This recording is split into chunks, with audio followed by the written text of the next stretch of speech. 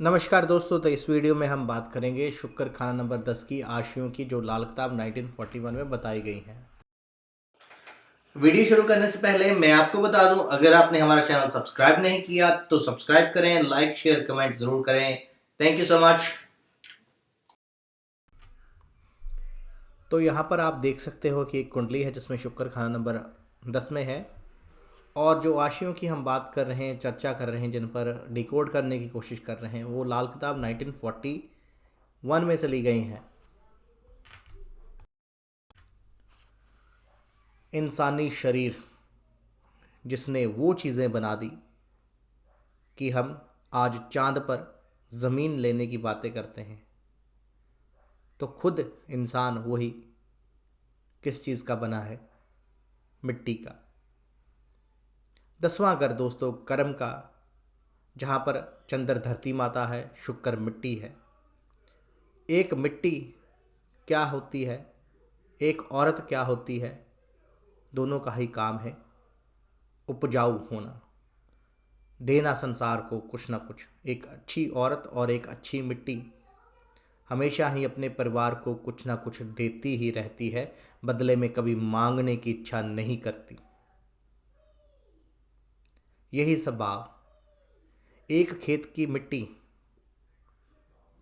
आप जितना मर्जी उसे नोच लें, उधेड़ लें, उस पर हल चला लें, फिर बोलें, फिर काट लें, फिर बोले, फिर काट लें, फिर सींच लें, फसल जला दें वहाँ पर, फिर काट लें, फिर बोले, आपको कुछ ना कुछ देगी।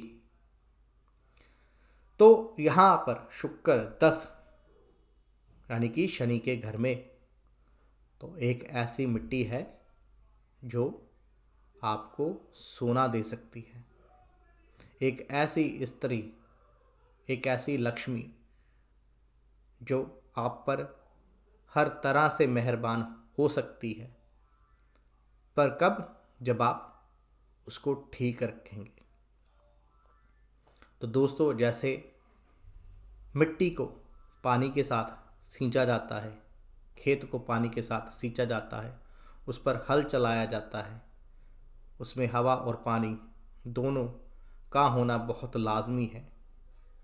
इसी तरह से ही शुक्र अगर 10 में हो, तो आपको और आपकी पत्नी को धार्मिक होना, और आपका फ़र्ज़ है कि आप अपने घर की कमाई, अपने बाहर की कमाई, जो भी आप कमाई करते हैं, वो अपनी पत्नी के हाथों में कुछ ना कुछ लाकर ज़रूर दें। यानी कि उसको चंद्र के द्वारा, जैसे एक मिट्टी को हम पानी देते हैं, तो अपनी पत्नी को इज़्ज़त मान स्नेह और साथ में कुछ ना कुछ लिक्विड कैश भी देते रहें। तो यहाँ पर बैठा शुक्र आपको बहुत अच्छे फल देगा, या यूँ कहें कि उस मिट्टी की सुनते रहें। जैसे एक किसान मिट्टी की सुनता है कि अब मिट्टी क्या मांग रही है, कौन सी फसल मांग रही है, कौन सी खाद मांग रही है, पानी मांग रही है, नहीं मांग रही है, उसी प्रकार से ही ऐसा जातक अगर अपनी बीवी की सुनता रहेगा कुछ ना कुछ हद तक, तो उसके रिजल्ट्स काफ़ी अच्छे ऐसे जातक को मिलेंगे। दूसरी चीज़ पंडित जी ने लिखी, कपास। कपास यानी कि कॉटन। तो दोस्तों, बहुत कुछ है बोलने के लिए कपास पे, क्या बोलूँ।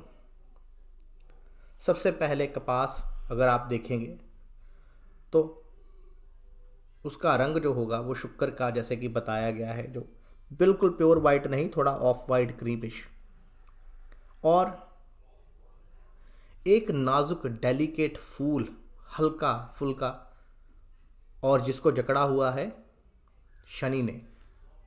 यानी कि उसको, जैसे शनि यहाँ पर शुक्र 10 को प्रोटेक्ट कर रहा है, कपास के फूल को जो उसके साइड पे लगी होती है, मेरे को उसका वर्ड का नाम नहीं पता, कि जो उसके पॉइंट्स लगे होते हैं, पॉइंटर्स जो उसको प्रोटेक्ट करते हैं, वैसे ही यहाँ पर शुक्र को शनि महाराज प्रोटेक्ट करते हैं। दूसरी बात कपास की, दोस्तों मैंने सुना है कि जो कपास का पौधा है, कि जो कपास की फसल है, इसकी कोई चीज़ भी व्यर्थ नहीं जाती। जो कपास है, जिसको हम रुई भी कहें, वो जो फाइबर्स होती हैं कपड़ा बनाने में या किसी और काम में, जो बीज होते हैं बीच में, जिनको हम शनि भी कहते हैं, जो कपास के अंदर बीज होते हैं, उनसे ऑयल बनता है, कॉटन सीड ऑयल जिसको बोलते हैं। और जो बाकी का पौधा होता है, कहते हैं उसको ज़मीन में ही दबा दिया जाता है ताकि ज़मीन और यानी कि मिट्टी और प्रोडक्टिव हो जाए। उसमें बहुत अच्छी चीज़ें होती हैं और वो बायोडिग्रेडेबल होता है, यानी कि बहुत जल्दी वो ज़मीन में मिक्सअप हो जाता है।